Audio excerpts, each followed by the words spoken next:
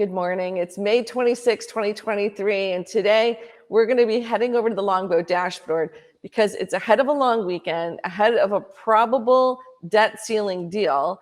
And so let's get ourselves set up for that when you're coming back on Tuesday. We've got the Longbow dashboard, and I gave you a few different things that I think matter. We've got the SPY, so S&P 500. You're in the middle of the range, even though right now you probably see the range heading up a little bit by the end of the day, because right now the S&P is up 1.16% as we're making the video. So this could be inching up as we get closer to a debt deal. But remember, some of the data coming out today was about hot consumer spend. And so when you're looking at the consumer price index and you're looking at inflation, that means the Fed's going to have to hike.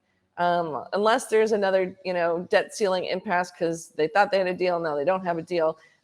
You're going to be looking at a Fed seeing hot numbers, hot labor numbers, and otherwise, and having to raise a little bit more. If not in June, maybe in July. And I know expectations are going up. So be careful of moving into this kind of rally, especially before a long weekend. Then you got the Qs, very similar, a little bit hotter because you've got NVIDIA, you've got Marvell, any other kind of folks making chips here in the US or selling into the US. Back on the generative AI, theme, if you want to call it that. We did a ton of fun stuff on the Longbow arrows today on that note. Then we're looking at the treasuries, right? Shy, so the low end. So you got 1 to 3 year treasuries. We're heading towards the low end of the range. That's because when rates go up, these types of treasuries or bonds go down. Same thing with IEF. We're heading towards the lower end of the range. TLT, more middling. But let's click on Shy here and see where we're at. Obviously in March, huge range when the banking crisis was happening. It's come back down. And now we're here towards the lower end of the range with a much wider range, if you want to take a look at that, around the debt ceiling. But be careful here, guys and gals. You're going to basically see that, people are assuming now, okay, inflation's going to be high.